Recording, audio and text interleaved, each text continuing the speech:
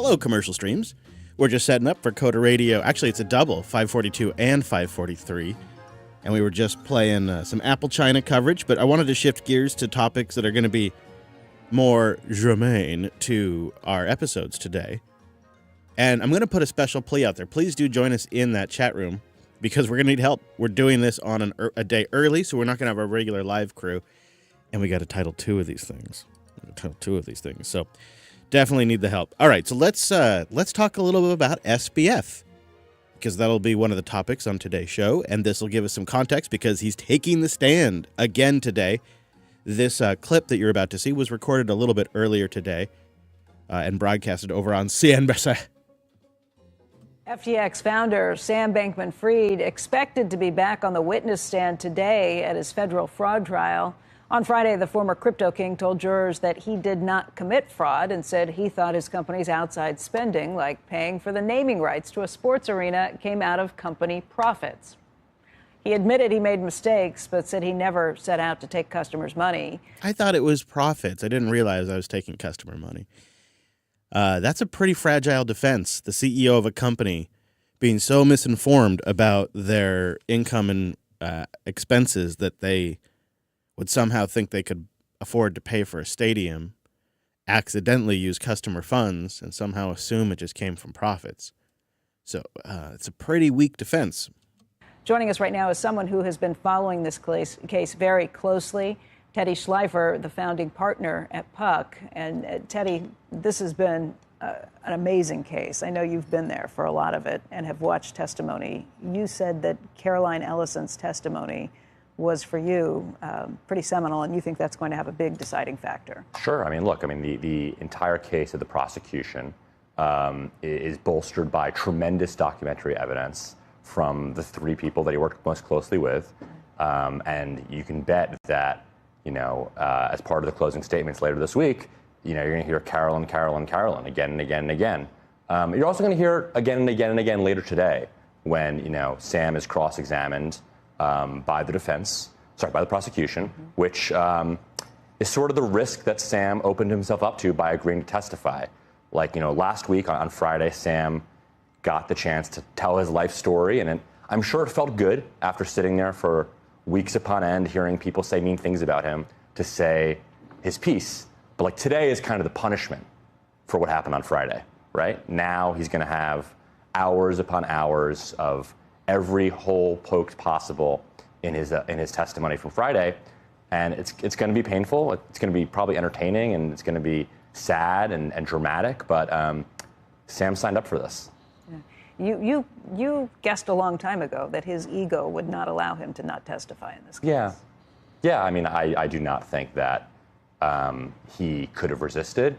I'm open to the idea that him testifying actually could have been a rational expected value calculation, given the fact that he was already, in so much legal trouble. Maybe he thought, what do I have to lose? But I also think that he is somebody who has lived and seen the highest highs based on his own personality, based on that ego. And he's the same person he was a year ago, right? He hasn't undergone some sort of personality transplant. He's the same person, and he's as much a believer in his charms and his wiles as he was when he, talked with Andrew in November 2022 or talked with me in 2020. He's a believer in the Sam Bankman-Fried narrative. Do you think there's? Oh, sorry. I was just going to ask. Do you think there's any juror in that room, that one juror, that single person who could ever be a holdout for him, or do you think it's just such a slam dunk at this point? Look, there's 12 people there. Can you convince one person? Right, but is there anything that you've heard the entire time? And I'll be straight with you. Sure. And I haven't been there as many days as you, but I feel like I have not seen, having lived through cases, whether it was, Dennis Kozlowski 20 years ago, or Frank Quattrone, these were mistrials where there was at least a juror or something amiss, right? There were enough people in the courtroom where you'd get a feeling that there was either some sympathy for the defendant or a view that maybe the defendant was being wrongly accused or wrongly something. Right. I will tell you, you do not feel that, at least from the vantage point that I've had in this instance. It's tough from us in the where we're sitting to to overly scrutinize the hand through the hair or the facial reactions of the jurors. But look, Sam has not mounted a credible defense to date. I mean, the entire defense case is basically Sam. And if you're a juror and you're trying to sit there saying, what is the reason I have to vote, to acquit? I don't know what you're looking at. I mean, you're basically believing that this character is more credible than, the preponderance of documentary evidence and, Carolyn, Nishad, Gary. I don't think Sam has given that juror a reason to acquit. We were having this conversation off air before. That There have been some people who had seen what Sam has said in the past, who have heard his side of the story, who have walked away. And I've been surprised by some of the people who have thought, hey, maybe you need to give him the benefit of the doubt in these scenarios. I can only think of Kevin O'Leary. So what they're saying here is that there's a preponderance of people saying it's Sam's fault, insiders that would have knowledge.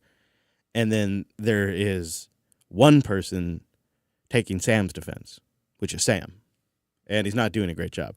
Evidence. I have not seen the evidence. I have not been sitting in the courtroom. What do you think is the toughest thing that he's fighting in that situation? I think when you look at the 1,000+ pieces of evidence that prosecutors have submitted, Sam talked about, the New York Times test, that he didn't want to have things in writing that could be used, ironically, to send him to jail or, to create a negative headline for him. But I think even if you ignore everything Carolyn, Nishad, and Gary said, the documentary evidence that is in the signal messages, the Excel spreadsheets, the Google Doc, love letter, I don't know what you want to call them. Right. You can deem Carolyn, Gary, and Nishad to be total liars. But I think that the actual documentation they have provided is convincing on its own. It's convincing to say that he took customer funds that he was not supposed to have access to, put them in his hedge fund, and then did whatever he wanted with them and used it as a piggy bank at the same time. I mean, that's a fairly straightforward case. Sure. I mean, Sam's going to try and make this as complex as possible. You kind of saw that a little bit. All right, I want to change there because there's some news breaking right now that we're going to be talking about in the second episode, and I want to play the entire clip for you. So let's get to that because we'll play a part of this in Coder, and I figure since you're here on the live stream, you should get the full context. New presidential order on artificial intelligence setting national rules on the rapidly growing technology that has big potential but also comes with risks. Our senior White House correspondent, Selena Wang, has those details for us. Good morning, Selena. Good morning, Robin. The White House is calling this the strongest action that any government has taken on artificial intelligence safety and security. Today, the president signing an executive order that would require developers working on the most powerful AI models to share their safety test results with the government before releasing their products to the public. It also includes developing standards for ethically using AI and for detecting AI-generated content and labeling it as such. But this is just the start to tackling the many dangers of AI as it rapidly advances. The technology threatens jobs by replacing human tasks. It makes it far easier to spread misinformation and to steal people's data. The White House is also urging Congress to do more to pass bipartisan privacy legislation. And the White House making clear that this isn't just America's problem, but that the U.S. needs to work with the world to set standards here. Lindsay. Selena from the White House for us. Thanks so much. There you go. Hello, Mr. Dominic. I seem to be suffering from a mic tile dysfunction right now. I can't. Literally, I don't know what I did, but the damn. Let me see. I had to tighten my stand on Sunday because it just kept drooping. Just kept drooping. Is your stand drooping quicker than you'd expect? The White House releasing details of a new executive order that would direct federal agencies to regulate as well as shape the growth of artificial intelligence. Eamon Javers joins us now. There's more. If they got up, I guess you had to get up, Eamon. That's right. No way around it, Joe. Good morning. New executive order this morning. Woo! Woo! Woo! Ooh, okay. What is happening? I don't know. What isn't happening? At this point, it's easier to talk about what isn't happening than what is happening. You know what I mean? Oh, you have no idea. You have no fucking idea. Oh. Trust me. Ever seen Oz? No, but I get the general. You get the idea. Yeah. I just want to say I might be very swole very soon. Let me just say, I couldn't find the fucking maple syrup this morning, and shit has gone downhill since then. Dude, you fucked up. Oh, man. It started bad. And then Mom came at me on a morning when I haven't had my maple syrup, and then it just kept it. Oh, buddy. That's it. Listen, I have that coffee pot done before Mama wakes up because you know what? It ain't worth a toe. She's like a Cuban gangster. Every time she don't get her coffee, un toe, hey, ese, not worth it. You learn quick. All right, so we got to get people in the chat room because we're doing this on an off day, and we got 2 frickin' shows. So get your butt in that chat room, please. Coder.show/matrix. I mean, what, has Mike got to send you a personal invite before you'll go in there and help us title this thing? You know how long it takes to mail something from Florida? The Gators are fast and efficient. What are you talking about? See, this is what's wrong with the rest of the country. You're always besmirching Florida. You're right.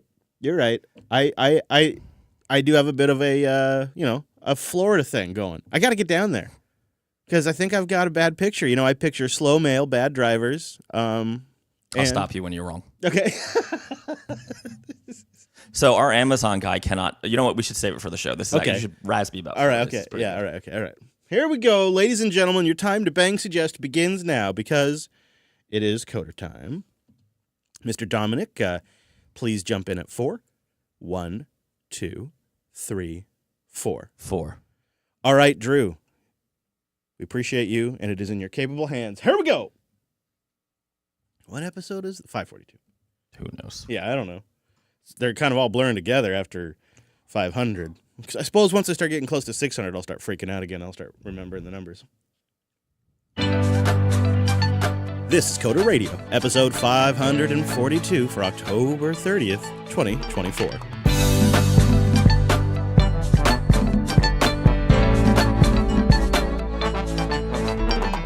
Well, hello there, savvy consumer, and welcome in to Jupiter Broadcasting's weekly talk show, taking a pragmatic look at the art and the business of software development and the world of technology. Yes, I'm a serious podcaster. My name is Chris, and joining me is our very own Florida man, our host, Mr. Dominic. Hello, Mike.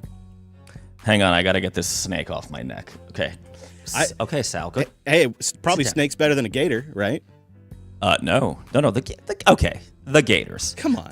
We call them swamp puppies. They're just little guys. That's all. They want to eat you and your babies. Mostly the babies. Yeah. Well, what did I say about doing your homework? Never do your homework because the gator ate it? I mean, I figured that's the go-to Florida excuse. The gator ate my homework. That's exactly what I say. Every teacher in Florida is like, all right, Timmy, but you only get 15 of these a year now, so use them wisely. I picture life in Florida as like a constant rolling of the dice. Like you order food with DoorDash and maybe it shows up, maybe the gator eats it. You order an Amazon package, maybe your hard drive shows up, maybe the gator comes up on your porch and eats it. That's what I picture life in Florida like. So it's more, so there's 2 things that happen. You order an Amazon package and maybe there's a Black Widow, literal Black Widow spider, not Scarlett. If Scarlett Johansson was in one of my Amazon packages, I would probably be in Florida right now. I would be so happy. I would instantly die of a heart attack. So I guess that's really anticlimactic and disappointing.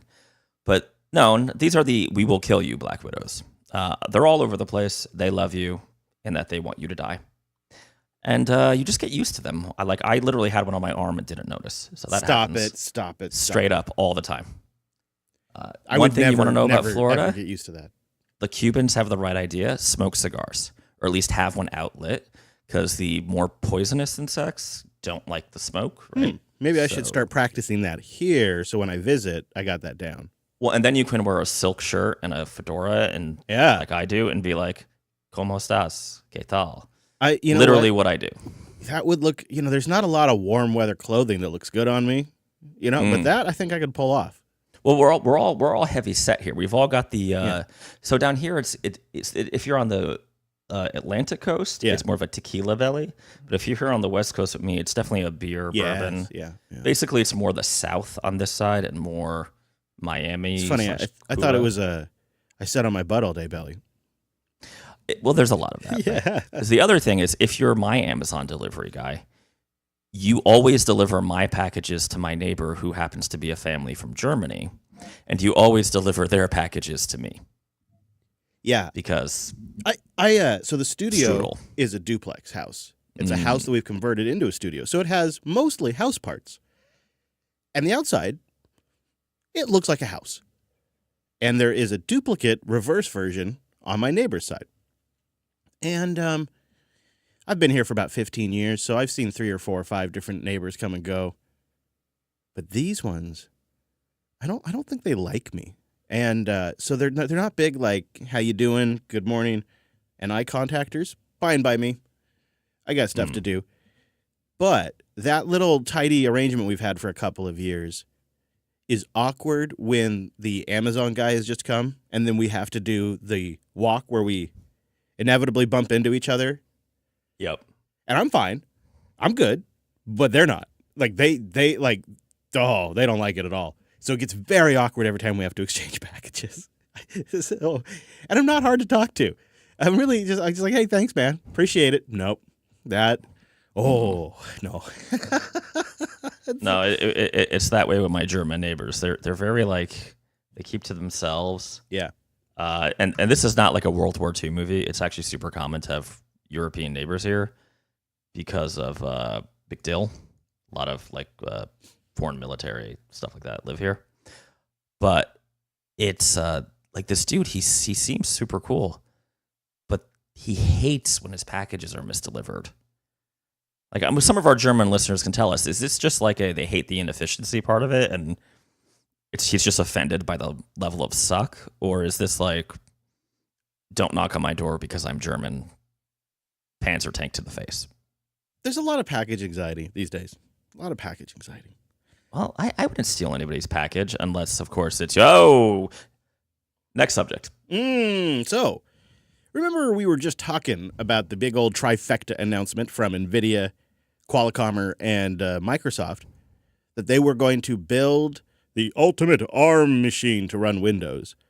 Well, listener Joe wrote in regarding that announcement, and he says, I think it's just a bit of smoke being blown. NVIDIA has a Jetson line of ARM-powered boards that are ready for AI, quote-unquote, but they're really for appliances or maybe robotics enablement.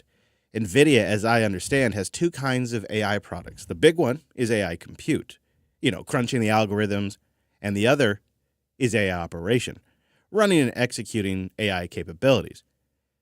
My guess is that the Jetson line, which thus far is really just for old Ubuntu systems with a custom kernel, is being tapped to now run Windows. That would make the most sense, and why that would also explain the AI angle that the PR people are throwing around. Just my 2 cents. Thanks for the show. That's not very exciting, but that would nail it.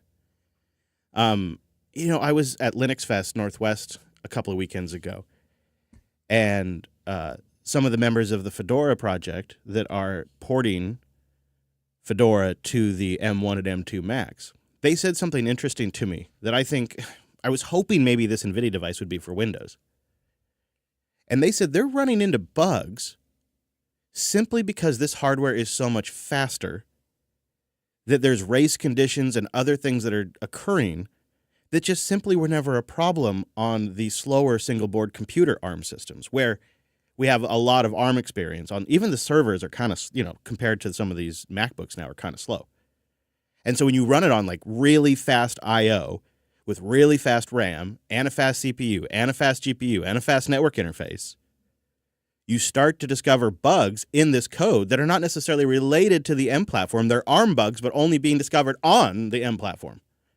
And I was kind of hoping this like NVIDIA, Qualcomm, Microsoft, 3-way would be at least productive in producing a very high performance ARM Windows laptop that would be great for, moving the Windows ARM platform forward. But selfishly, I would love to see Linux developers have another really fast ARM platform to use that isn't the Mac platform.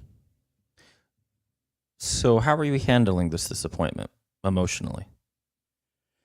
Rough, I cried a bit this morning, but I'm better now. No, I mean, for me, it was never going to be a product I was going to buy. But you were right, I think, and Joe's now popped my bubble. I think you and Joe are in more of the same line of thinking on this one.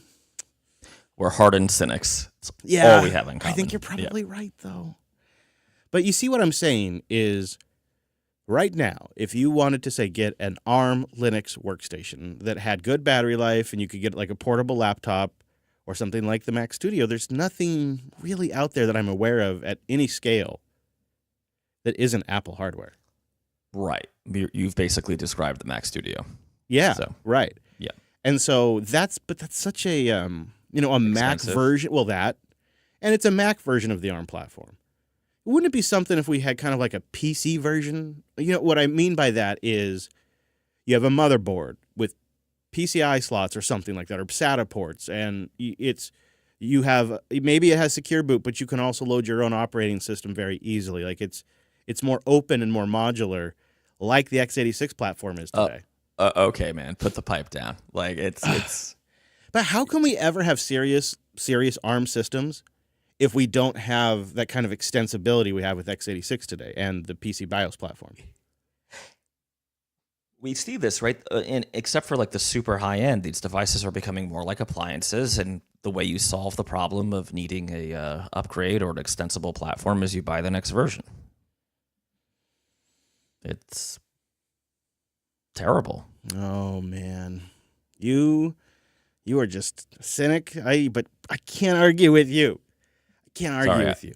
Here's the thing. This is just a throwaway thing, but I got these old machines that we custom built back in like 2016, 2017, something like that. Stay a while and listen. Yeah, I know, right? I am getting very old man here. Stay a while and listen. And we're just recording audio on these machines. And the requirements to do audio recording haven't really changed much since we built these computers. But they were starting to degrade, get old, run hot. And over the last week, while Jeff was up here, he took them down to like the bolts and cleaned them, redid all the thermal paste, cleaned all the fans, reassembled them, and put it all back together like they're brand new.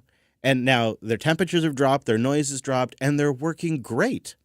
They're fantastic, and I don't need to replace them. They're perfectly capable of doing the job. That is just completely not an option on the ARM. There's nothing in the ARM world like that right now, where you can take out the GPU and completely disassemble it and reassemble it, or put a different GPU in to just slightly boost that, but keep the base CPU. And I mean, when I just look at it from, I'm trying to build something that's for work and not a toy, these are like this table stakes that the industry's come to expect. I don't know. I just thought if nobody's going to get it, there's nobody working on that, it feels like. So I had ChatGPT just generate for me, yes, I did it in real time, a Tolkien poem about, quote, the old world. Okay. And Chris, I think J.R.R. Tolkien or plus ChatGPT's basically got you.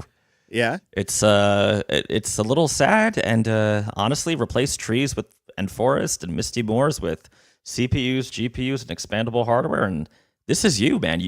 You have become a legendary British author. Congratulations. Thank you. Alderon.games/coder. They be hiring y'all some great remote work. Go check it out. They may also have a position for you that's not listed on the site. They are specifically looking for Linux talent. Alderon.games/coder. Well, can you believe the absolute crap show that is the Sam Bankman-Fried trial and how pathetic his defense has been so far? I mean, it's blow after blow. Not only do I believe it, I am just wallowing in it. I am like a pig in some gator dung, just rolling around. I mean, who let this dude on the stand? What are you, crazy? Well, and he is literally his only defense. He's his worst enemy, though. The prosecution has built like this bench of coworkers and co-owners and, close people, girlfriends, right? All who have testified against him consistently with consistent stories saying that he's the mastermind. And then the defense that Sam has is, well, we'll put Sam on there because there's nobody else that will testify in his defense, I guess. Well, The Verge had a great headline. I'm trying to look it up real fast. Oh, yeah. So in the end, the FTX trial was really about the friends we screwed along the way. Because this guy screwed over his girlfriend, screwed over his like childhood math friend, screwed over all his friends from later in life. And he just, I mean, I guess by the Zuckerberg benchmark of how many of your friends from college have sued you, he's doing fantastic. But I don't know, man. I've been following it pretty closely. And I feel like a good lawyer would have simply slipped him some roofie into his like tea or whatever and knocked his ass out before he was going to testify because yeah, he's damaging himself. Now he's the only witness that gets told to shut up. He's testifying right now again for the second time as we record. So I checked in just a little bit before we started to see how it's going. And the take is that he's speaking much slower and that he was clearly prepped over the weekend to try to do a better job today. But the work that he did in his previous testimony was pretty damning. And essentially, just to paraphrase this for everybody, he's using the dummy defense. He's saying he didn't know that customer funds were being used to, say, buy the naming rights for a stadium. He just thought it was the profits because as the CEO, he was so detached from income and expenses that he thought they had the profits to go buy a studio or a stadium. And just assumed it was from there and didn't realize they were using customer funds. Didn't realize when he's moving these things around, those were customer funds. Well, this is actually a classic defense, though. It goes back to 16th century England. It's the I'm a math genius, but also a complete moron defense. Yes. And I can do algebra, but not addition or subtraction defense. With a twist of, I had lawyers sign off on this. With a twist of, I'm not going to let this go, right? This has been my hobby horse. Notice the haircut? Did you notice the haircut? You mean that his hair is not as wild anymore? Like the biblical Samson. Yeah. After Caroline testified, that shit was cut off. Yeah. I mean, this guy might actually be the second coming. I'm starting to actually believe his crap because it's so perfect. He doesn't know what he's doing. He's on trial and he's obviously getting convicted. I mean, unless the judge gets bribed, which that never happens. Well, when you've got a bench of people testifying that are consistent that Sam was the mastermind, and then you got Sam up there bumbling, saying he didn't know, he's playing the dummy card, which being told to shut up. Right? But playing this dummy card could actually just come off as manipulation to the jury. Like they could see that as him trying to manipulate them, and it could backfire. If you keep saying my lawyer advised me to do this, you're at risk at blowing up your lawyer attorney-client privilege. Yes. Mm-hmm. Attorney-client privilege that you have with your lawyer. Yeah. So he's got he's walking a real fine line. It's a wild defense. So children, something my daddy taught me back in the day. I don't know why I did that in the voice of Hannibal Lecter, but I'm going to keep going with it. It sounds good. I thought you were almost getting to Frank. If you kept it a little, you get a little bit. A little more southern. Yeah. You mean a little more like this. Listen, buddy, you never lie to your pastor. You never lie to your lawyer. Except I'm Catholic, so you never lie to your priest. There you go. Because you know what? You can tell them you killed the Queen of England, and they can't do shit. There you go. That's being Frank, I forgot it, Abagnale? Wow, I can't believe I forgot it too.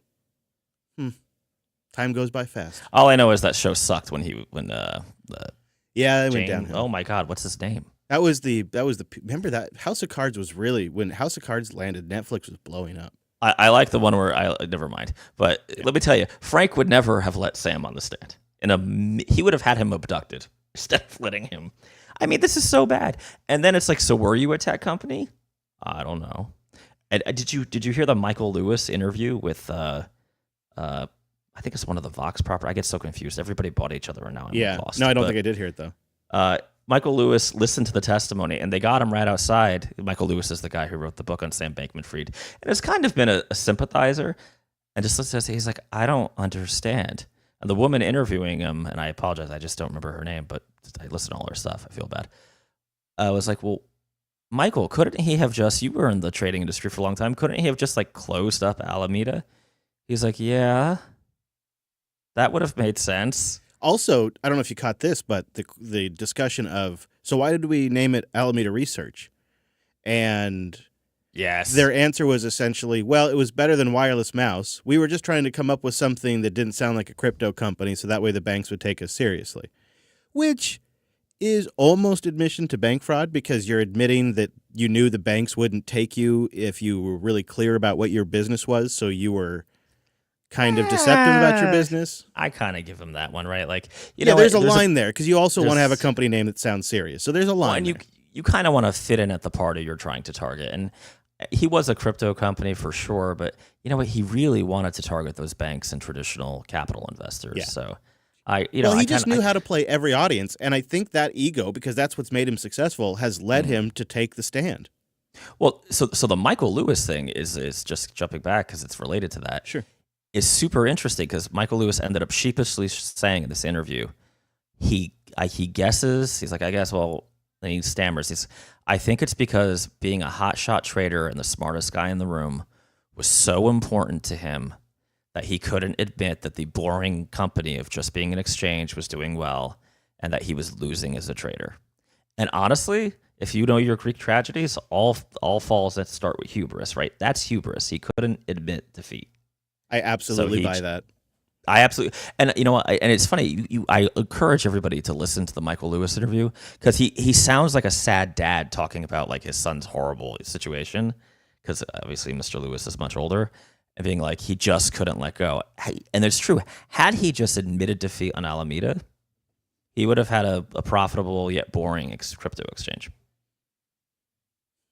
Yeah, he's too much of a psychopath. Well, he needed the rush. He's a gambler. If you got to read the Michael Lewis book. This guy. I mean, I said it a couple weeks ago. This is like just a gambling addict who got really, really lucky for a while, right? Like, yeah, he does seem to be addicted to several things, so I could buy that. Bad hygiene.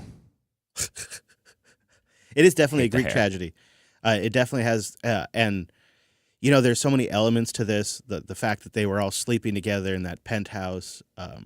We've talked about Socrates, what are you doing? Nothing, Plato. We've talked about their political influences, which also rings true to this overall story. And then the thing that still sits with me in the end that I feel like is truly dirty and will never have clarity on is Sam Bankman-Fried held multiple off the calendar, but on the books, records with the SEC chairman, Gary Gensler. And I'd like to know what that was about. He was also actively involved in drafting crypto legislation that his paid-for politicians were about to ram through. What do you mean? That's just Corruption Tuesday. That's fine. That's normal. You see, there is a story of enablement here that goes beyond just the VCs. Mm. And I also blame Tom Brady. And I guess isn't that funny? There is a bit of like the brand endorsements that came along with it too. All of these tools and all of this systemic corruption remains. Taking Sam and FTX and Alameda out of play changes nothing about the environment that enabled it and the individuals that specifically enabled it. All of that's still in play. Oh, but hasn't it always been in play? I mean, if it wasn't crypto, it would be, Well, AI it's probably it's probably happening at so many scale at so many places we just don't even know because it's become part of the grift. Has just become part of the system. Yeah, I mean, there's all this question about the chip fabs that they're making in the U.S. Maybe, right? Do we even have to talk about the Foxconn plant in Deer Sweet, Wisconsin? It's just but before we go away from this whole Web3 thing sucked how many developer hours, how many people invested their life and their finances into trying to create Web3 apps while the market was being essentially manipulated by guys like Sam. It was a phony market, and it created this gold rush mentality that developers were drawn to because the app market had been played out, right? That's like, I think part of the promise of Web3 was it was supposed to break you free of the tech monopolies. But really, it was a scam because the tokenomics behind it all, like things like FTX and the FTT token and the derivatives there and all of and some of the the trading that FTX was involved in, it created this hype bubble that VCs backed that is now completely washed out, although a lot of them won't admit it to themselves. And there was just a lot of good developers were lost in that process.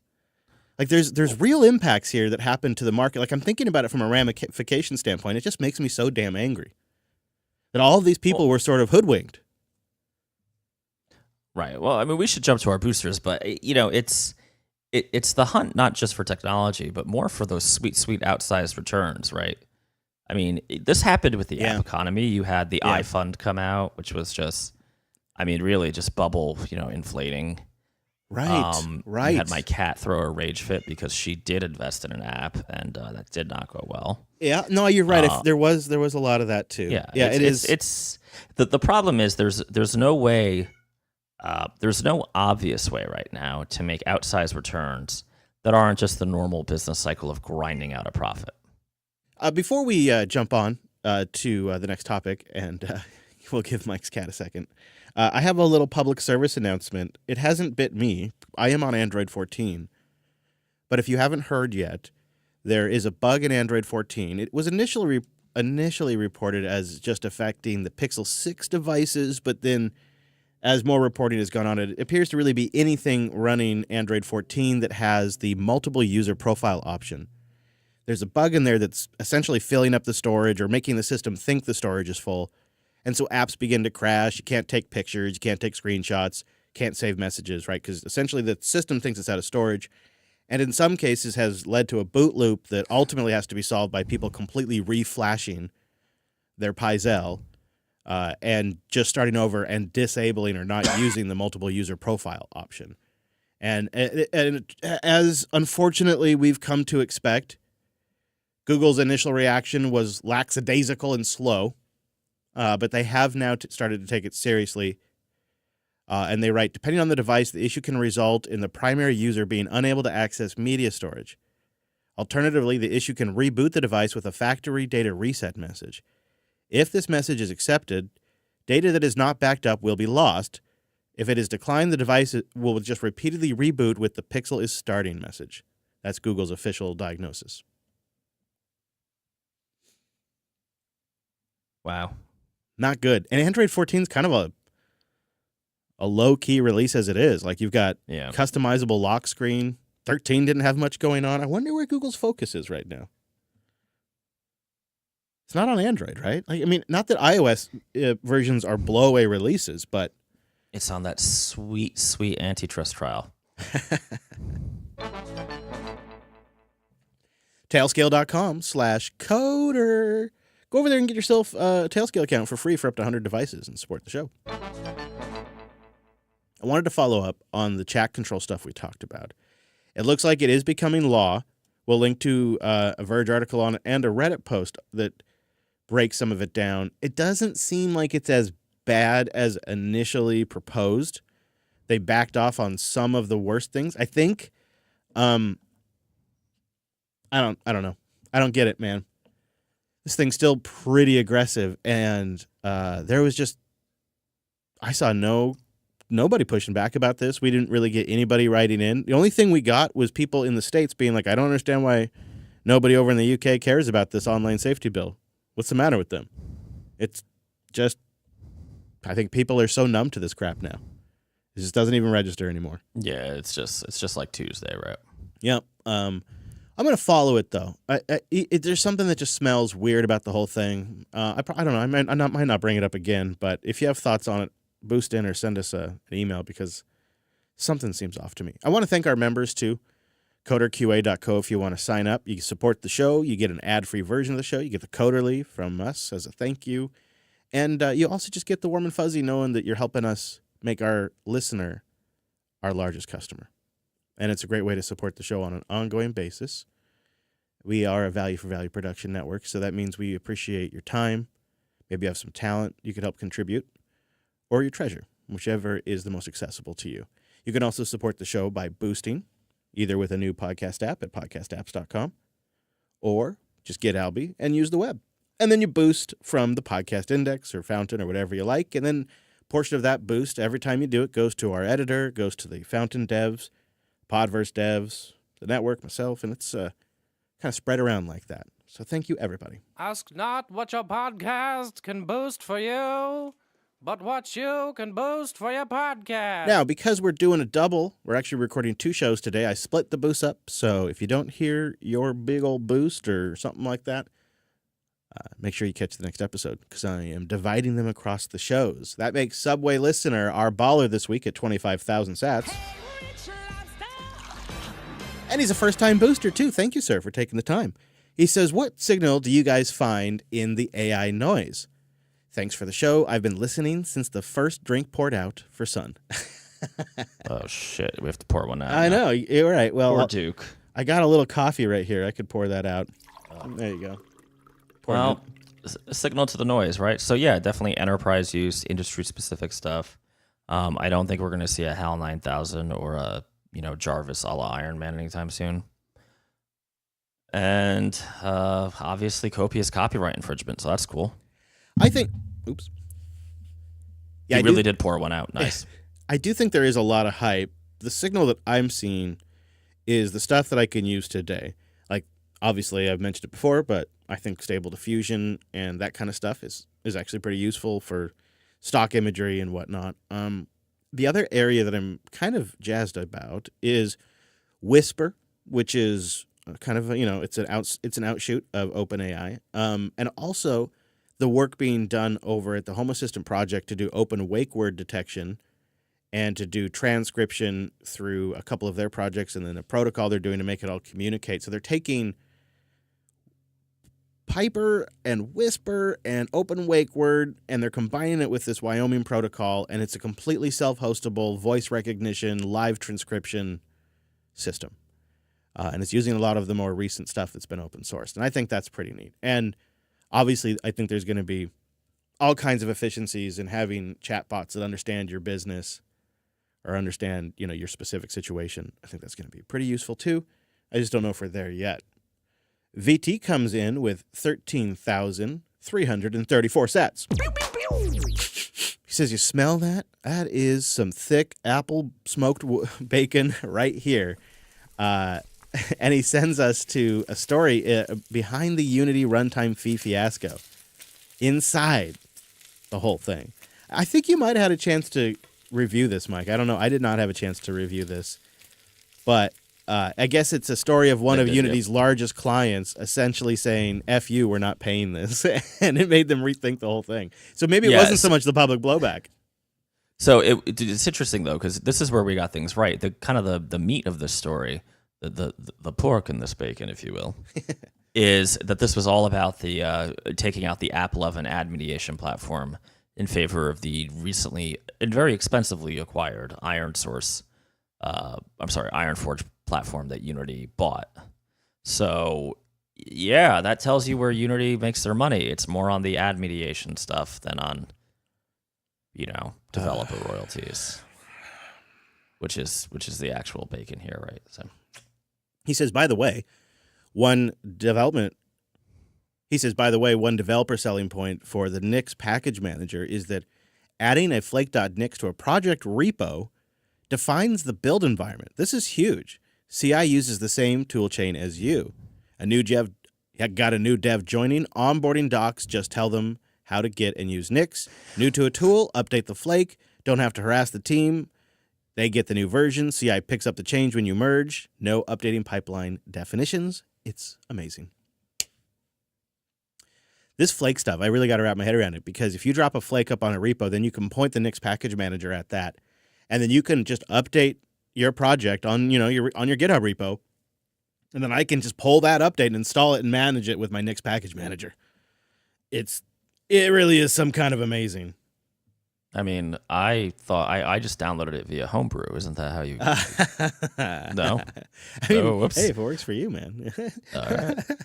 I had somebody tell us, "Hey, Homebrew's actually pretty good on Linux." That really? I thought it was dead on Linux. Magnolia Mayhem comes in with 1, 2, 3, 4, 5 sats. So the combination is 1, 2, 3, 4, 5. That's the stupidest combination I ever heard in my life. NASA engineers really are absolutely remarkable, and I always find it funny how those stories about probes always have a very human touch to them, whether it's the dedication of those workers or curiosity singing itself happy birthday. Also, to the QC process on the things, I was asking last week, like, do they have a replica of the Voyager spacecraft? He says, wouldn't it be true that we could do a transistor by transistor simulation of the hardware at this point? They probably have a way of simulating every physical possible scenario on that thing. Not that that would be easy. You might be right, Mayhem. Is that still considered an absolute valid test? I mean, when you're talking about something that's been in space for 50 years, almost, like, you really want to make sure that update is absolutely going to function the exact way it functioned in test, right? Are you going to make me Rumsfeld you?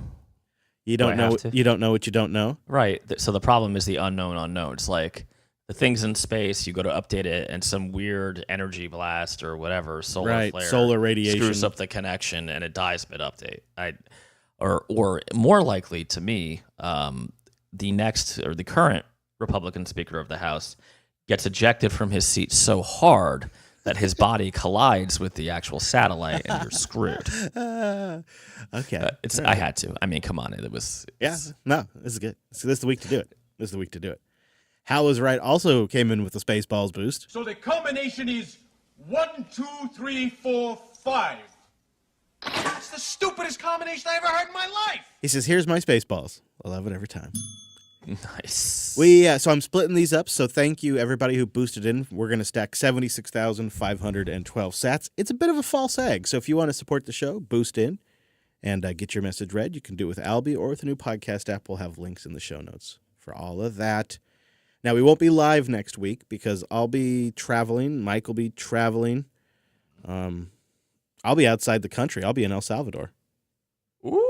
Yep. I'm gonna be at a conference, but I'll be hosting an open source track at the Adopting Bitcoin conference. So if you're in El Salvador, come say hi. I doubt that's very many people. You know, is there anywhere you want to? You don't know that though. You know, you might. You never know. Yeah. You never know. Is there anywhere you want to send the good folks before we get out of here? Yeah, go to the Delta Quadrant. Nobody's visited Janeway in a while. She seems lonely. You know, say hello. Yeah, do we She likes coffee. really know if old Janeway is dead, or is she just kicking it in like an abandoned Borg Queen mansion now? She's gonna come back on lower decks as like just an eccentric old lady drinking coffee all day long. I think you can make it work. Yeah, I think we can make it work. Find me on Twitter at Dumanuko, even though my entire Twitter feed is for some reason OnlyFans girls, even though I don't follow any of them, and I don't know what happened to all the tech and Linux guys How that do I I used get to follow. that feed, man? It's not, but they're not the pretty ones. Like it's kind of like the most disappointing accidental porn. My feed is just people freaking out and also celebrating different financial news every 5 minutes. It's very boring compared to your feed. I don't want that. Oh, see, I miss the financial stuff. Now I get like OnlyFans girls and incredibly angry liberals and incredibly angry conservatives. Oh yeah, I but get that them all seem to be the same account. Probably is. Yeah. Right? I mean, hey, AI bots like engagement too. Well, let's see. I guess check out coder.show for our links to the contact page, the subscribe, our Matrix chat, which is going all week long. Specifically links what we talks about here on this here episode. That's at coder.show/4. Nope. That's at coder.show/542. That's the magic sauce. Now, we will be back in 2 weeks live. You're welcome to join us for a live show. We do it at Monday, noon Pacific, 3 p.m. Eastern. There is going to be that daylight savings factor in there. Don't forget that. And, of course, we stream it at jblive.tv. Thanks so much for listening to this episode of the Coder Radio program. I will see you right back here next week.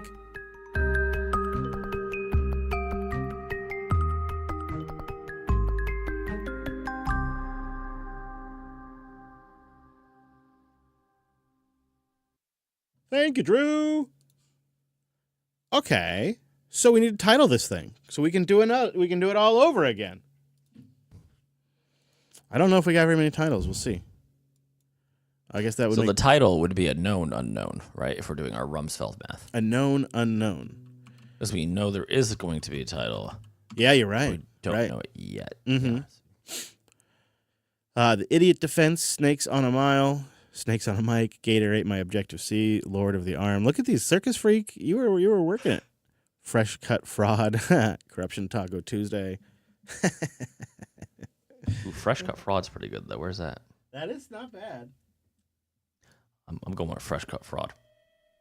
All right, I can get behind fresh cut fraud. Let me go to little Gungan's room because Yeah. I'm about to Gungan pee my pants. Yeah, go ahead. I'll get set up for the next episode. Sure. Do I need to restart Squadcast or is it? No, I don't think so. I think you'll be all right. Well, I'll be right back. Stand by, chat room. We're switching over to the next episode. If you haven't gotten that chat room yet, you still got a chance. Love to have you in there. Coder.show/Matrix. Get in there, chat with us.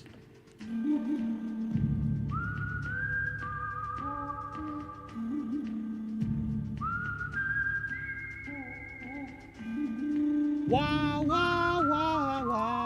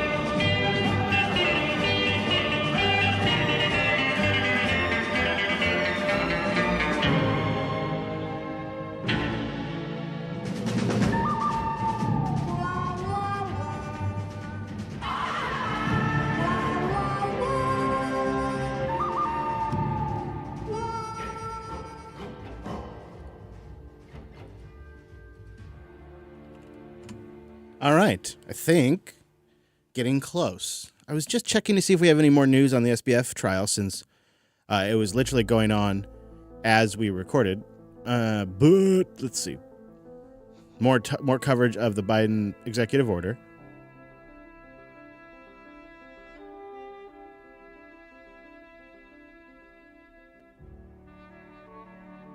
All right. Well, we'll catch a little bit on that. That could be interesting. The executive order today aiming to monitor and regulate the risks of artificial intelligence while also harnessing its potential. This marking the latest effort to address the rapidly evolving technology that has sparked concern among world leaders. Here to discuss is Nilay Patel, editor-in-chief at The Verge, and James Pethokoukis, economic policy analyst at the American Enterprise Institute. They're both CNBC contributors, by the way, and Eamon Javers, you know him. He's going to give us the latest from D.C. Eamon, why don't I kick it off with you? What did this executive order say? Well, Tyler, it's a kind of a kitchen sink executive order from the Biden administration today. They're addressing a whole host of things and bringing in all sorts of elements of national power here, so to speak. They're using the Defense Production Act here in order to compel companies that are engaging in large-scale AI to share with them their safety testing results. That is, they'll have to come to the U.S. government and tell them how these things are testing. They're also going to invoke some standards and rulemaking procedures. They're also concerned about things like discrimination in AI and trying to make sure that there are federal guidelines around making sure that discrimination is not built into AI accidentally, so to speak. So it's a whole range of things here, and at the same time trying not to sort of squash innovation and the development of this new technology, even as they're trying to channel some of the safety and negative consequences of it. All right, Nilay, what do you think of what the administration has proposed here?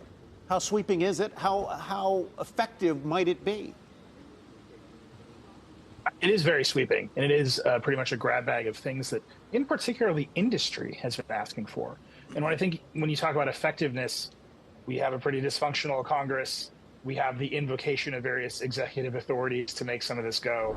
But the place that's going to be the most effective is in letting the companies run. They have been asking for regulations here because they want to focus their competitive efforts in a dramatically expanding space. Wow. So that's the Verge take. Holy shit. Holy shit. All right, let's back this up a little bit. This is loaded. It is very sweeping, and it is pretty much a grab bag. First of all, I love that the other anchor was fixing his hair because he didn't know he was on camera. It's not that sweeping. In fact, it punts the entire issue of privacy altogether to Congress. So first of all, it's not that sweeping. Of things that, in particular, the industry has been asking for. Goddamn dickhead dog. Industry has been asking for a moat.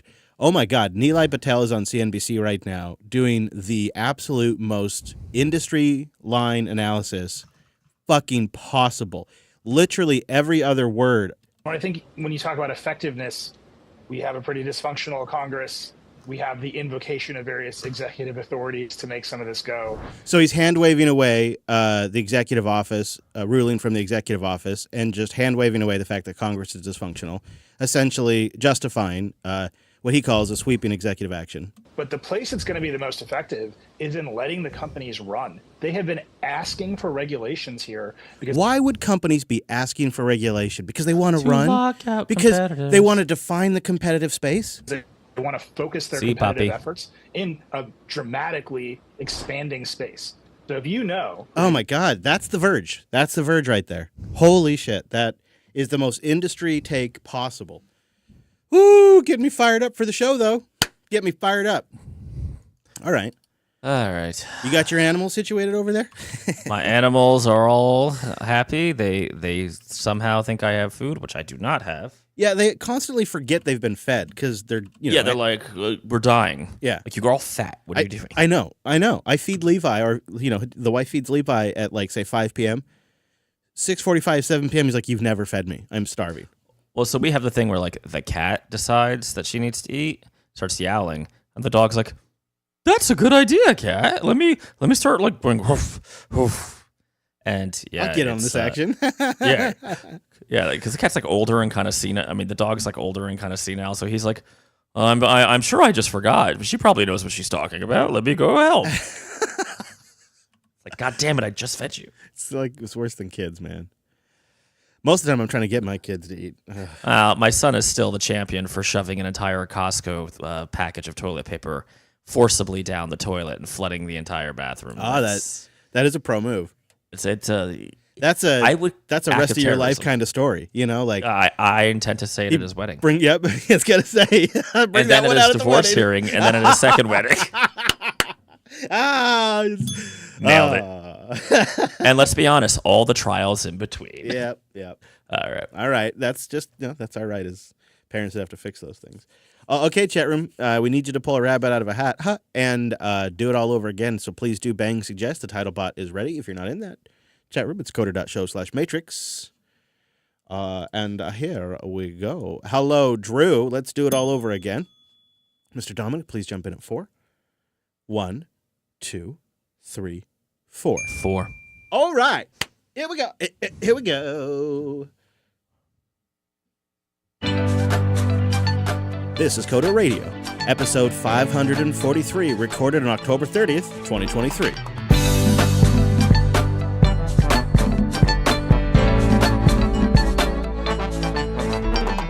Hey friend, welcome into Jupiter Broadcasting's weekly talk show, taking a pragmatic look at the art and the business of software development and the world of technology. My name is Chris, and joining me for our second in a row, it's our host, Mr. Dominic. Hello, Mike. Hello. Let's get our plungers and get ready to fix this big stank up. Misa ready to wait? No, I don't do that. Dang it! I can't. If I'm the one invoking Jar Jar, things are really off the rails. Things have gone in a dark direction. I was surprised by a Stack Overflow survey that says that 79% of the 1,000 developers that responded to this year's survey, 79% are considering a new job. They're at least considering, if not actively looking, was their answer. One interesting data point, though, interest in looking for a new job drops as developers get a bit more seasoned, I'll say. So if you're 44 and younger, you're more likely to be looking. But if you're 55, somewhere between 44 and 55, you're less likely. But it does pick back up again. After 55 years old, 88% of what they say late career developers are actively curious about working somewhere else. Like they want, and the number one reason is a better salary. Like they mellowed out for a while, and now they want another job again. I don't know. I think that's telling.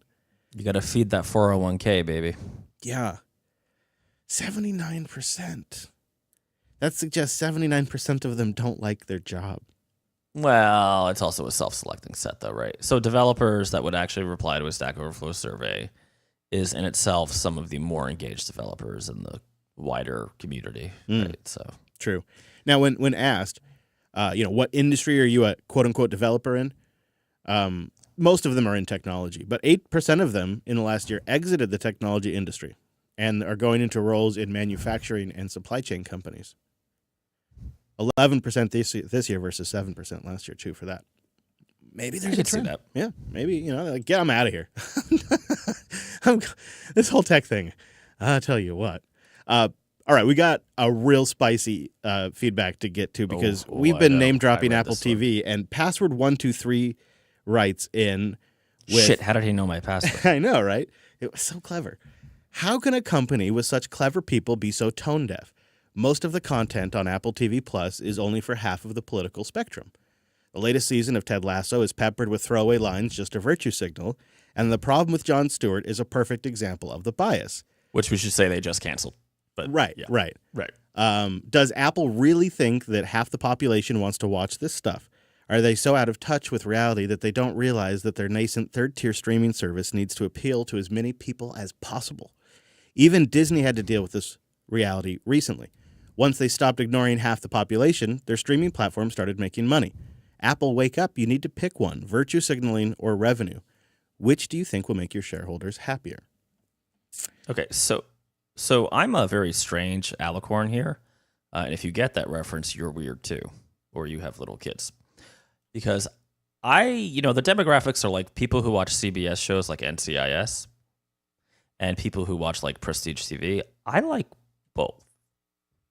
Now, I do get butthurt about Star Trek Discovery all the time. Can we just take a diversion here? Oh, sure. Remember I promised you a month ago that I would try to rewatch it? I got right to where my boyfriend turned evil, and I was done. It's where I fail every time. You didn't make it far. I love Lorca. What are you doing? I know. They just messed it up. I know. Honestly, I want the Lorca variety hour where he's just like ordering airstrikes on stuff, or I guess they're space strikes on stuff, right? Just like maybe we should actually fight back as aggressively as the Klingons. I don't know. So I think Password is responding to our sentiment recently where like maybe Apple just shouldn't even be in the streaming business. Yeah, I don't think they should be in the business. And his point, so I don't necessarily agree. Like, I don't mind if I don't care if they have programming that has a political bias at all. I think where he is right is if you want to appeal to as many potential customers as possible, you should probably have stuff on both or all sides. I mean, I don't really like this one or the other side thing, but like if you're going to have the problem with Jon Stewart, maybe you also have like some other, conservative person, but they would just never do that at Apple. So he does have a point that they are limiting themselves to half of the customer base or whatever. I guess, but then do you also cancel the conservative Bob Hour because they also talked about China? I mean, to me, the Jon Stewart case is is the real problem, right? The problem with Jon Stewart is that Apple was like, "Oh, you can't fuck with China, buddy." No, you're right. Sorry. It's just more things they would have to censor. It would just right. I feel like it's art is art. Like I go ahead. I want to defend Apple TV actually, just for a second. Yeah. I have really enjoyed For All Mankind. I just watched all of that's been published so far. Is that good? I like it. It's kind of intense at times, but I really like it. And I watched it with the wife, and she enjoyed it. I also watched Silo with the wife, and I thought Silo. Which one is Silo? It's this crazy show that is based on this concept of people that are in this silo underground, way underground. Yes, it's I saw the advertisement. Yep. And they don't really know why. So it's a real whodunit mystery box type thing, but if you're up for that, it's a well done style. Listen, I'm watching WeCrashed for just tips on my next attempt at a VC-funded startup. Next big first, because I'm literally gonna start taking yoga. I have a plan. But kidding aside, like, art is art, right? Like, if you I have no problem with The Blaze or like whatever the fuck Ben Shapiro's thing is called. Yeah, just don't watch it if you don't like it. Don't watch it. Like, I don't watch MSNBC. I read CNN sometimes. I actually find the local papers more hilarious because, one, you can tell where they definitely use ChatGPT, and I don't care what they tell me. Those local sports articles suck. Nobody wrote them. Nobody wrote those. But I feel like, Password, in a way, the market is working. The market is working this out right now. Well, they'll have to cut what doesn't work. Right, exactly. And they'll have to start making stuff that does work, just like you pointed out Disney's doing. I don't find it to be as big of a problem. I don't think, because Apple's it's not like they're poor, right? No one's compelling you to watch anything either. I would have a more aggressive stance on it if Apple was dying, right? If they were barely surviving right now and they were blowing money on this stuff, then I would have more of an issue with it. Yeah.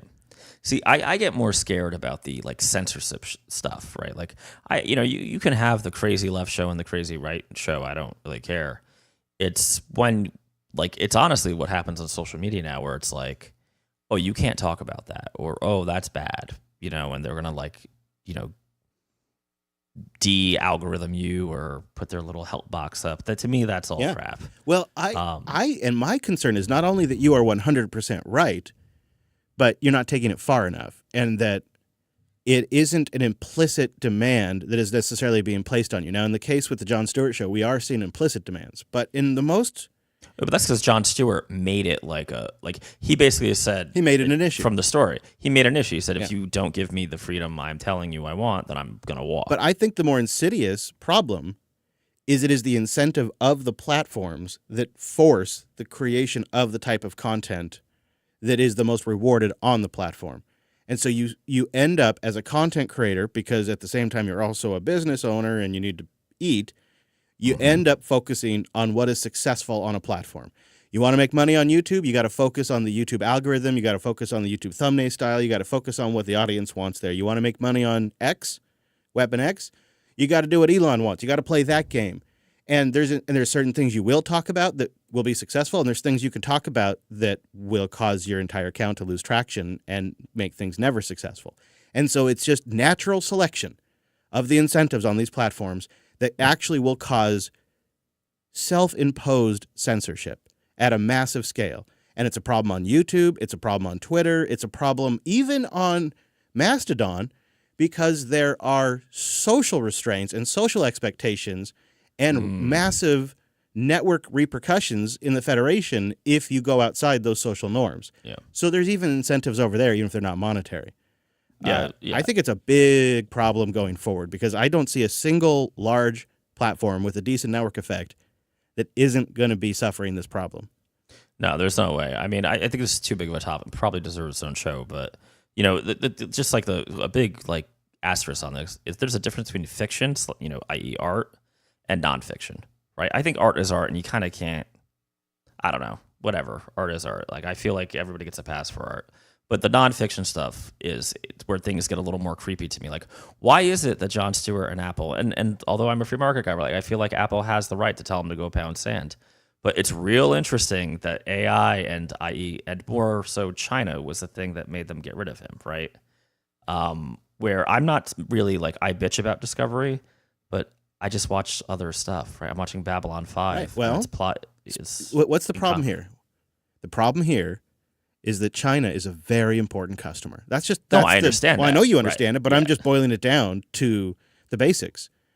Right. Now, what would be scarier is if we had Star Trek, I'm making one up, Star Trek exhibitions, and CBS, or is it still CBS, right? Or Paramount Plus or whatever? Paramount, whatever. Paramount couldn't make a enemy Chinese captain, right? The new Khan couldn't be a Chinese guy because, that would piss off the Chinese. That's a very interesting dilemma, and I feel like that's a tricky one, because the backstory of Khan is that he became the emperor of a bunch of different Asian countries. Right. Yeah, and then he had to flee, and he was a king, right? So he was a king that Kirk was dealing with of Asian descent. Right, but does that offend the Chinese now? Apparently, because now he was a guy from London. Well, right, and we've made it. This sounds crazy if you don't know, but like Disney has already made concessions where like they've taken references to the Dalai Lama in Thailand out of movies in Taiwan. So do all roads lead to that silk road, to that golden dragon? Well, what you're talking about right now is a China problem. But tomorrow, it's a problem of every Western government that is dealing with difficult economic situation, a more and more upset population, struggling energy supply chains. Like these things are going to create situations and dynamics where governments are going to want to have a little more control on the exits of information and the entrance of information. Yes, we all become the EU. So, well, I mean, I think my warning to people, and play this back in a couple of years, is what we talk about today as a problem with the Chinese government and their influence over these companies is really a problem that is going to be with any large nation. And I don't know. It's not just nations, though, right? There's what I call the Auntie-Cara problem of you don't toe the right political line, and it's basically super bad for your business. So, on the positive side, I really do mean this. On the positive side, there is a massive boom in independent media where you can kind of pick, if you don't like their take, you don't watch it. And I think it'd kind of be a big deal if Jon Stewart launched his own show, did it on his own website or whatever. He'd probably do it on a platform, but there is more and more of examples of that happening, of people that have large audiences that just go independent now. And I actually think, yes, they get to say whatever they want. I don't find that a bad thing because I can choose what I pay attention to or not. I can client-side filter. And my family and I, we talk about these things, and I try to foster a family ecosystem of client-side filtering. And I feel like the independent explosion we've seen, really since COVID, that's still hanging on, is the response. It is the immune system responding to this rot in our information body. I actually am very optimistic about all of this long term, but it is a slog that I think you and I are just feeling more and more comfortable openly talking about right now, because it has been something that has kind of been a taboo topic even for this show for a while. To a degree. We'd like to push the edge when we can, but I think the pieces are starting to become more obvious. More of the puzzle is fitting together. I miss the 60s. I kind of miss the 80s. They were good. Alderon.game/coder. Head on over there. They got some great... 79% of developers are looking for a new job. Check them out. Alderon.game/coder. Better Objective-C developer. What the fuck? Uh-oh.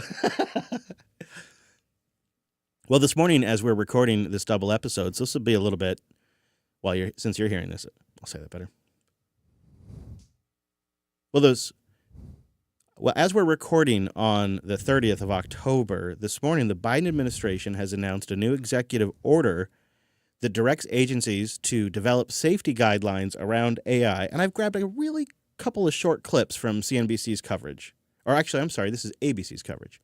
Good morning, Robin. The White House is calling this the strongest action that any government has taken on artificial intelligence safety and security. Today, the president signing an executive order that would require developers working on the most powerful AI models to share their safety test results with the government before releasing their products to the public. It also includes developing standards for ethically using AI and for detecting AI-generated content and labeling it as such. Now, what do you think? So that's the pitch right there. It's essentially 8 goals they've outlined. And, of course, they're directing agencies to start creating standards. So before we regulate the robots because they're going to kill us all, I want a robot where I can just say, hey, Robo-Bro, make me a Hendrix Martini with a lime twist. And I do nothing. I don't stock it up. I don't order the Hendrix. I don't order the vermouth. Because until it can do that, I don't think they're killing humanity. Do you remember during the beginning of the real COVID scare, the controversy around if or if not, the Trump administration would employ the Defense Production Act to force companies to create ventilators. Do you remember this debate? If it would even be constitutional? Constitutional. Sorry, that was a real question. I do remember the debate. Yeah. I thought it was dumb, but yeah. So this is also using the Defense Production Act. So this is using the powers that the executive branch gets via the Defense Production Act, where it is essentially the U.S. law that the president can compel, for defense of the United States, companies to start producing something. Which makes tons of sense in a war situation, right? And so that's the question here is this the appropriate mechanism to enforce this? I don't know. Maybe that'll get challenged. Maybe it won't. I doubt the tech companies will fight this. No, I think I read this completely differently, right? This looks like something the tech companies wanted done to further entrench themselves Mm-hmm. so that small upstarts basically are burdened with the weight of compliance here. Right. We know that remember they had that big meeting at the White House, and then they've been able to bypass Congress and get regulation and moat creation via lobbying of the executive office. I mean, so we should probably go into the history of the Defense Production Act. First of all, no one was like robbed, right? Like Ford and all those guys made a shit ton of money. That's the law that says we could do the real case, right? Roosevelt's like, yo, Mr. Ford, nice car factory you got there. We kind of need tanks though. Here's what we're gonna pay for tanks. You're gonna go ahead and make us some tanks, and they like have to make a profit. Like the law says, they have to make a profit, so you can't like rip the company off. And it's literally taking the means of production. Communists in the audience, you're gonna love this. It's socializing temporarily or partially the means of production to literally win a war, right? It's a crisis. That makes just a crap ton of sense to me, right? It goes along with things like rationing, like foil for gum was hard to find, luxury food, right? The rubber was rationed. These are all things that make sense in a war economy. Now, this is not a war economy.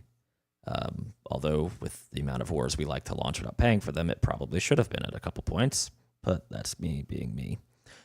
This is incumbents who already have a strong lead wanting to basically pull the ladder up behind them.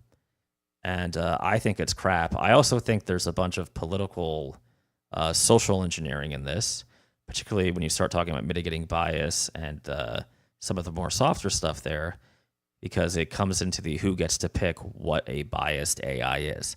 Microsoft's Tay, I guess, was a Nazi Twitter robot for some reason.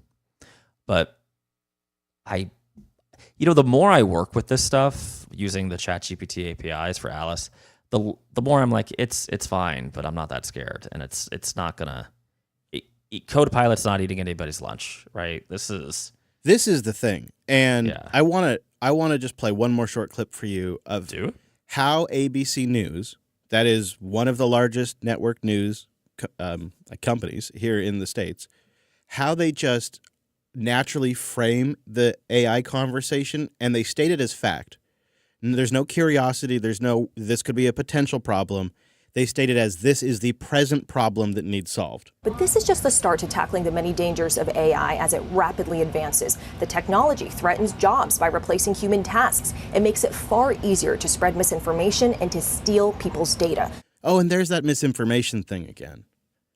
It seems like a lot of this is actually not necessarily bad on the surface, but the problem is the language can be used to essentially implement information control. Well, this is all we need to censor social media more, right? No more wrong think. The other thing that this does is it provides some funding to protect against misuse of AI. So it plans, like there's some funding in there to go towards algorithmic discrimination and ensuring fairness. But the ensuring fairness is for when the technology is being utilized for sentencing, parole, and surveillance. And all of the privacy stuff, anything related to consumer protection and privacy, is completely punted to Congress. And which is hilarious because the entire premise is that Congress is dysfunctional. And this is what Nilay Patel just outlined on CNBC. We were watching on the live stream. Congress is dysfunctional. So this had to be done quickly by the executive branch. But don't worry, privacy will be taken care of by Congress. You don't see the catch-22 there? No, the part that they don't care about is the part that's never going to happen because Congress can't. They are pulling up the ladder. They are trying to screw open source AI. And they are building regulatory moats around Microsoft and OpenAI, which, by the way, OpenAI is ran, in my opinion, by a psychopath who is involved directly in some of this selling to the executive branch. It's my opinion. Well, and Google, right? You can't count Google out. Oh, yeah, I was getting there, and there's others.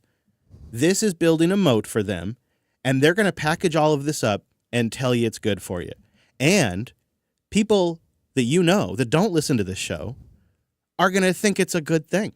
They're going to get the programming update that we're getting our hands around AI and that the Biden White House is stepping up to the challenge and they're really opening up now for these companies to really get to work on this in a safe way. And it's crap. But this is the new mantra of tech, right? Safety and thoughtfulness, right? I made fun, a year ago of Galloway's thoughtful triangle. But I didn't realize it was going to go this far, right? The other thing that obviously kind of grosses me out is they use the red team, blue team terminology in this. So they have this whole thing where NIST is going to set up like all of the security policies and whatnot.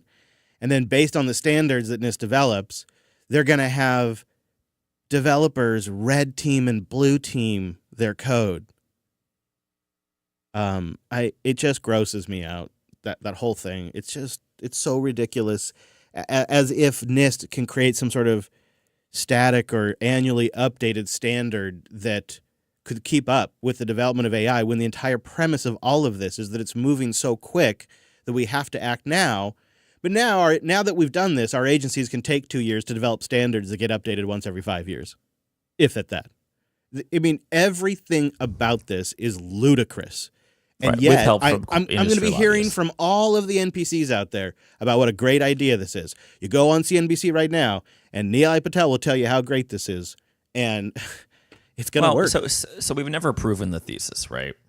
Because to me, this is about, okay, what are you scared of? You're not scared of the robot apocalypse. You're not scared of, oh my God, the Terminator. What the hell you call it? Skynet. You're not scared of Skynet. And they're not scared about blue collar workers losing their jobs in factories or even. You know what? That's not going to happen. No, and if it did, it just makes their businesses more money.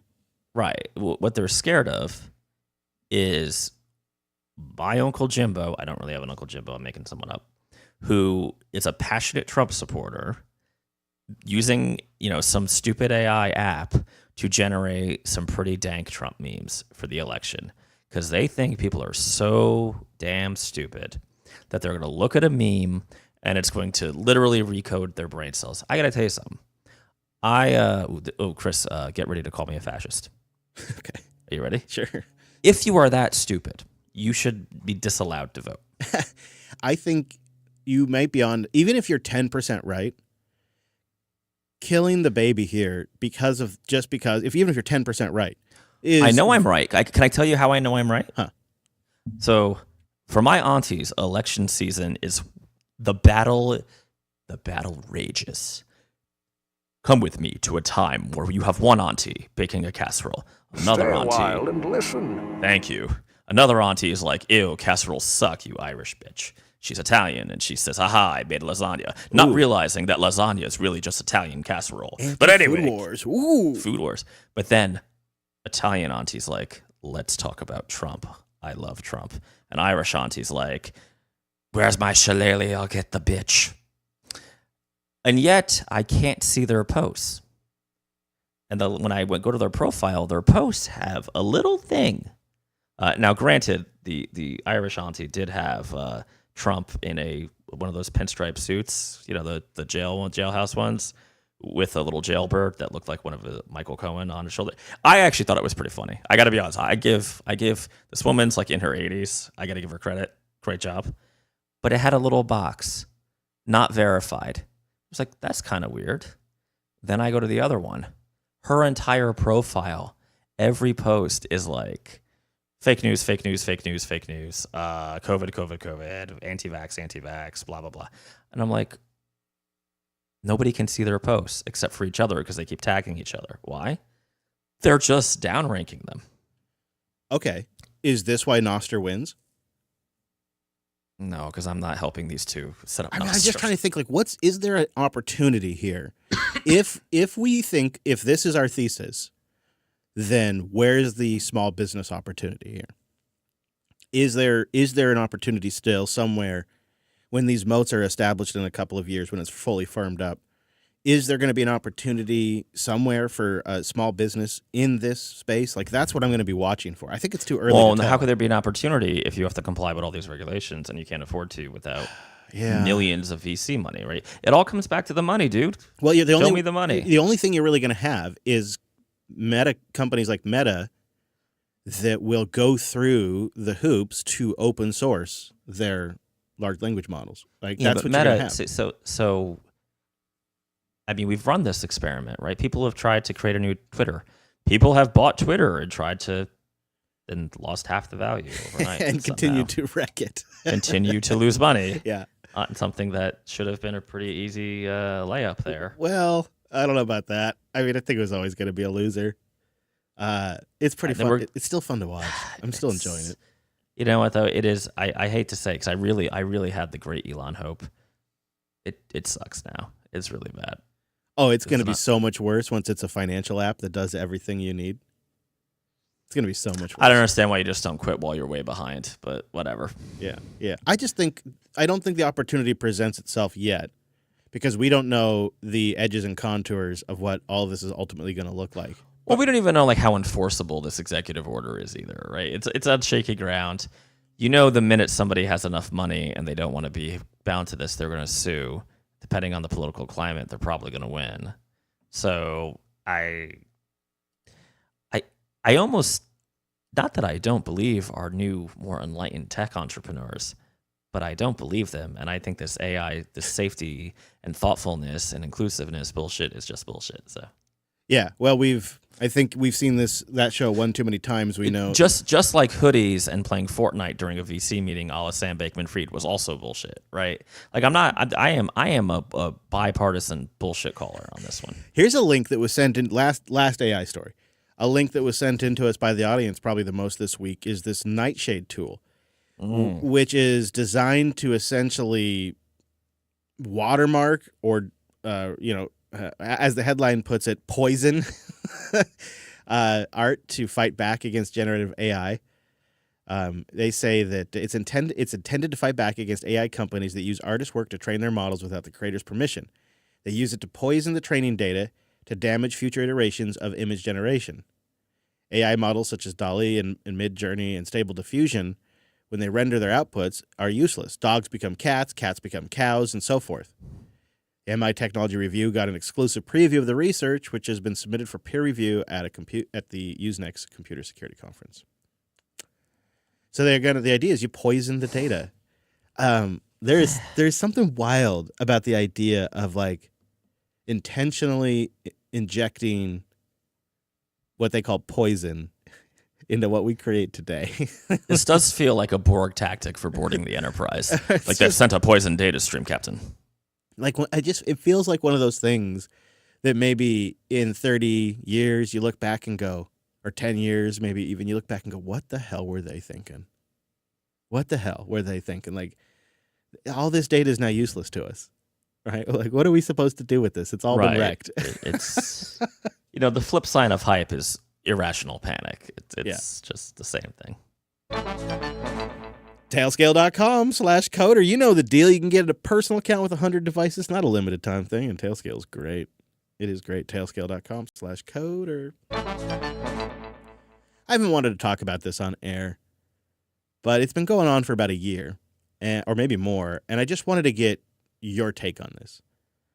I'm not really going to talk about it anywhere else, I don't think. But I have a lot of respect for Hector Martin and the team over at the Asahi Linux project. I have an M1 Max MacBook Pro running Fedora Asahi on it. It's fantastic. I'm really impressed with what they've gotten done. But I have noticed a repeated trend from Hector where he is really kind of going after the kernel community and the contributors of the kernel. And often when you dig through the conversation thread, you discover that maybe he submitted a patch, the maintainer rejected it. Often it's for a reason that Hector finds to be trivial. Every now and then I've kind of seen the sense of, do you know who I am? It's fine. And he really has gone after kernel maintainers over and over again. And just recently on Mastodon, he wrote, quote, "There is a myth that the Linux kernel community needs to be, quote, picky to keep high code quality levels. And this is a necessary evil. And this is what makes Linux so great and robust. This is a lie. And the excuses need to die. Linux kernel code quality and review is about as bad as you'd expect for a project of that size with low reviewer-contributor ratio. It is in no way helped by reviewers and maintainers who are picky or read assholes. You know why Linux stays afloat? Because it has a massive amount of users, which means when a regression happens, it gets caught quickly." And then he goes into some of the recent regressions just off the top of his head, which is a pretty lengthy list. And he kind of continues on. He says, "No developers are perfect. Claiming Linux somehow has better code review standards than most other projects is disingenuous and a poor excuse for toxic behavior."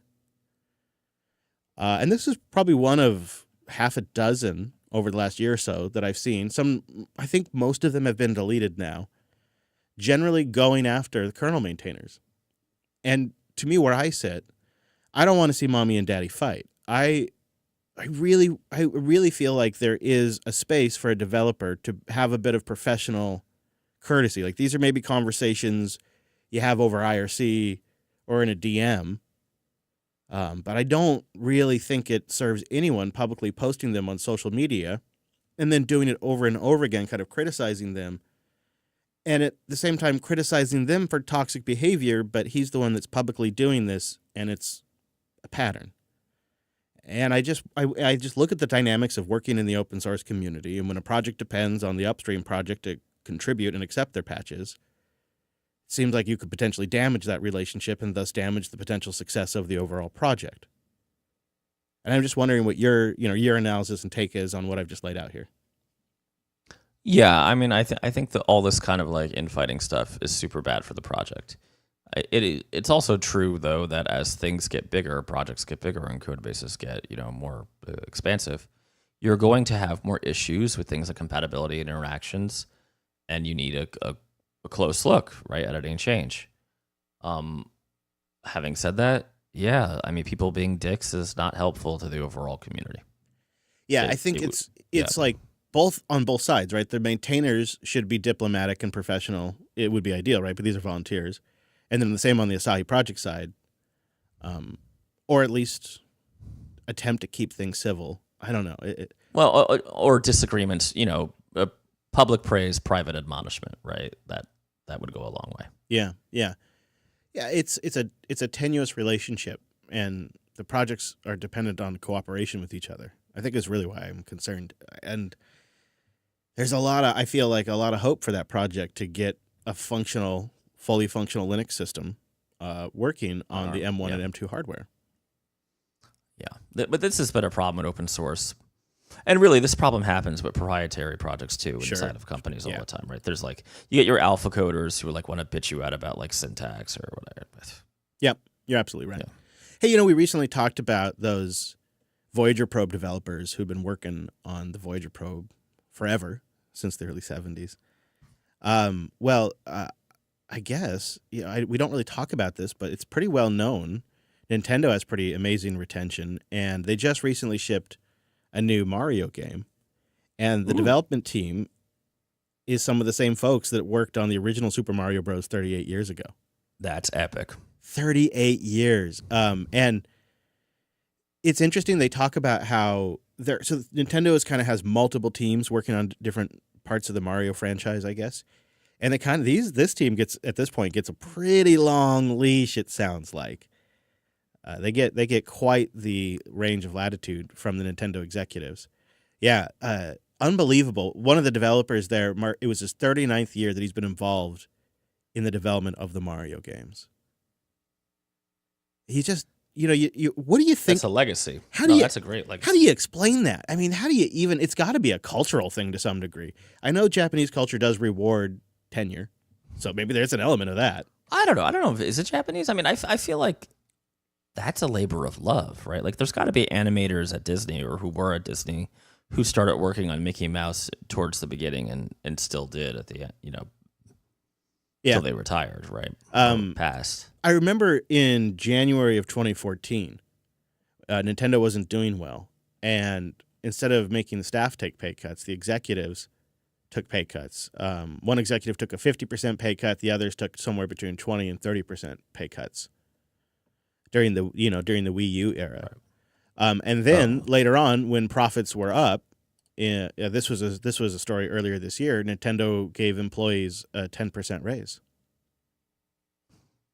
So maybe they're just a great company to work for. You treat like your developers well, and they stick around. It turns out. There it is. You want to keep someone for 38 years? There it is. Yeah, they are the use case. They are really. All right. Well, thank you to our members. If you'd like to support the show, you can. CoderQA.co. You get an ad-free version of the show, and also you get the Coder QA as a thank you for your direct support, and you do that on a monthly basis, or you can boost an individual show. That's another way to get your message on the show and support us directly with a new podcast app at podcastapps.com, or just getalby.com, and then you can boost from the web. We got links in them show notes, and speaking of them boosts, we do have a handful to get into. And now it is time for Le Boost. McZip comes in with 50,000 sats, and McZip, you are our baller this week, sir. Oh, and he's helping combat that false egg. Thank you. Appreciate that, using Cast-O-Matic too, a great podcasting 2.0 app for iOS. Noob Steve comes in with 10,000 sats. Coming in hot with the boost. He says, sorry guys, but I think you've been wrong on Apple TV. The shows that they make are awesome. After watching Silo, my wife and I both immediately bought our own copies of the books because it was so good. Severance was mind-blowing. Invasion is awesome. And Ted Lasso's been awesome. I seriously don't think I've had an Apple TV show that was trash yet. I haven't heard anything from Egon in a while. How's my favorite Coastbuster doing? Yeah, Egon, you got to write in. Yeah, I think I pretty much agree with you, Noob Steve. We had discussed this last week. Yeah. I think there are some good shows on there. I haven't checked them all out. Although I love We Crashed. I think Ted Lasso sort of peaked in season 1 personally. Season 2 wasn't too bad, had some filler, and I think season 3 was kind of contrived. My personal opinion. I think kind of shots fired. Yeah, well, I don't want to get into it for spoilers, but I wasn't super happy with it. But it was enjoyable. Celsius Bus comes in with 10,000 sats. Using the podcast index. I seem to recall you both have tried game streaming. Have either of you tried a hosted workstation? I'm thinking about paying for a hosted Mac for an upcoming 3-month project. I'm also considering buying a used M1 Air off of eBay, but anything decent still $700 plus. Which would you pick? Used M1 Air if it can do it. Wow, that was no hesitation. Really? I've tried so many hosted workstation solutions, and they just suck. I mean, they don't work. Really? That's a shame, because it's just 3 months. I guess you could probably sell it. This is where you have to hide the cost of that computer in the contract, right? Yeah, or tell them outright that you're buying the computer. It's business expense, at least. Yeah. You might be able to, Celsius, you might be able to sell it in 3 months for around the same price. If you had said Windows, I might say take a look at the new Azure solution. But the Mac stuff, the best I ever did in the cloud was Mac in the cloud, and that's kind of a weird. You're really renting a Mac Mini server from them, right? Which I think now are Mac Studios. But my experience with it was it ended up just not being worth it. Okay, granted, and just kind of bad performance. I mean, and expensive, I guess. It was less expensive than buying the machine, but the hassle was pretty significant. So. Yeah, I would like to put a call out to the audience. If you've used streaming desktop services, Mac or not, what has been working for you? Because I'd love to find a Mac service that had some sort of accelerated desktop, but if somebody out there has a decent hosted Linux desktop, I'd kind of like to check it out. Well, the bandwidth constraints are probably going to be your issue too, right? The bandwidth constraints of just the desktop session just being slow. Yeah, like your bandwidth, right? Yeah, maybe. Comcast. Yeah, probably. Yeah, usually is. It's a good question though, Celsius. Sounds like the eBay purchase might be the way to go. Because of worst case scenario, you got yourself a new device. Best case scenario, you could resell it in a few months. That's it. Another shorty. We stacked 76,512 sats this episode. Really though, because we split across 2 episodes because we're doing a back-to-back, we had a total of 133,024 sats from 7 boosters. Thank you, everybody who sends in your messages. Sometimes it's a rabbit hole I never expected, and it's some of my favorite conversations on the show, and we really appreciate the support as well. Links in the notes if you'd like to participate. Now, before we get out of here, anywhere you want to send people, anything you got to tell folks? No, at Dumanuka on Weapon X, and go to DominicM.com. I'll do it, but not because you asked, but just because I want to. Because I want to. I'll be back in the studio by the time we record next week, so we should be back at our regular live time. We should probably talk if we're moving to Mondays again. I don't know what we're doing. Yeah. We got to figure it out. So we'll update the calendar. It's hard. JupiterBroadcasting.com/calendar. You know what? Having a small business and kids, it's tricky, right? Tricky. It's hard to zone. balance all those karate classes. Ooh, karate. That's cool. Well, better watch out. You better watch out. He's coming for you. All right. Thank you, everybody, for listening. If you want to get some links to what we talked about today, coder.show/543. You'll find our RSS feeds there, our contact form, and all of that. Also, I just want to say thank you to anybody who takes a moment to share the show with somebody that might enjoy it. That's really the best way to share a podcast. There is no marketing for podcasts outside of that, so we always appreciate that. I suppose there's reviews and ratings, too. All those. And boosts. All those are great. But we also just appreciate you listening. Thanks so much for taking the time to tune into this week's episode, and we'll see you right back here next week.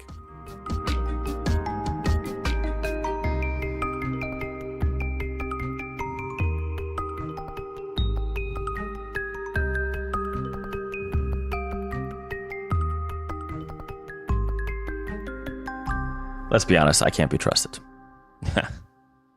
Thank you, Drew. So, are you ready?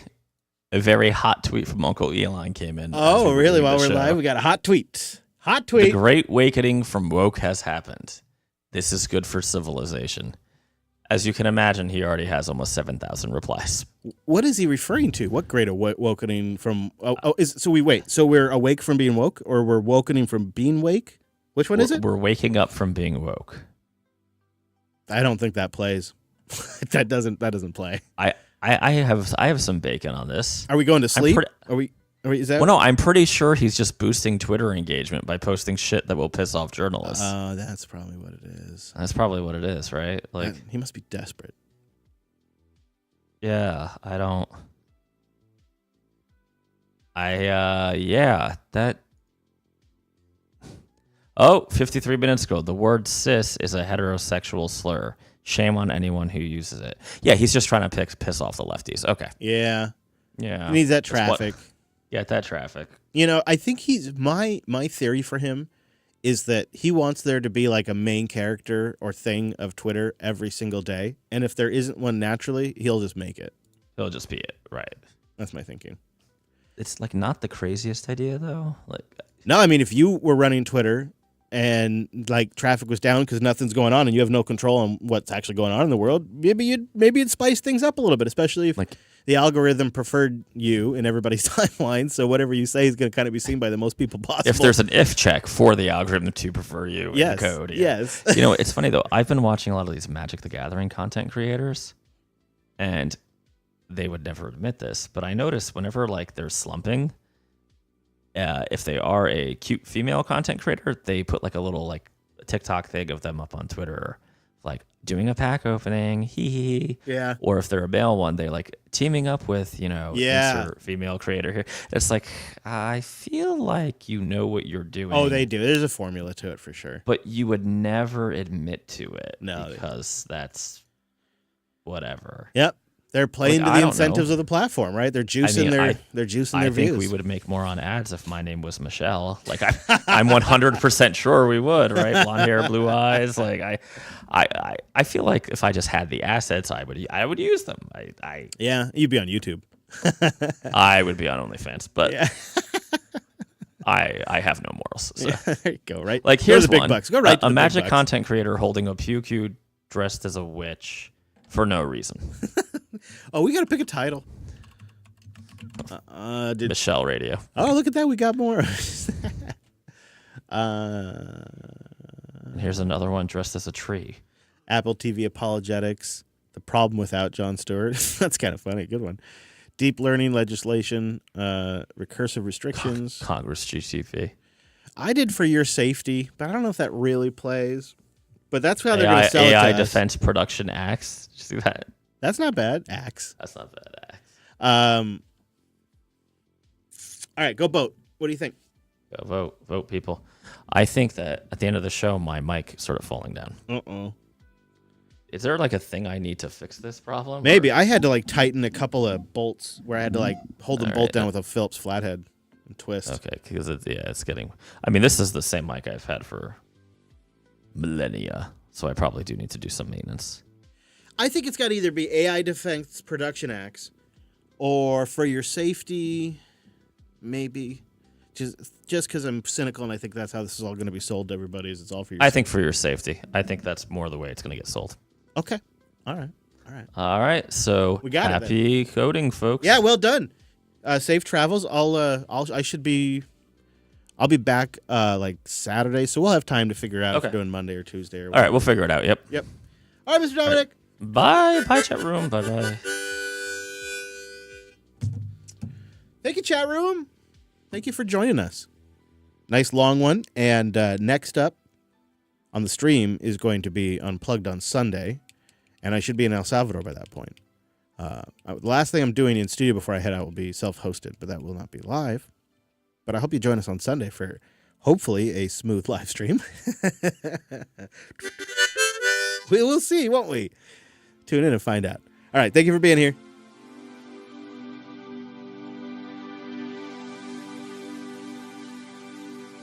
Look out now, boys. Are you ready to do the rigmarole? Yeah, man. Well, go on where I told you. Do like I told you. Because everything is home cooking. Look out now. Here we go. Watch it. 1, 2, 3, 4.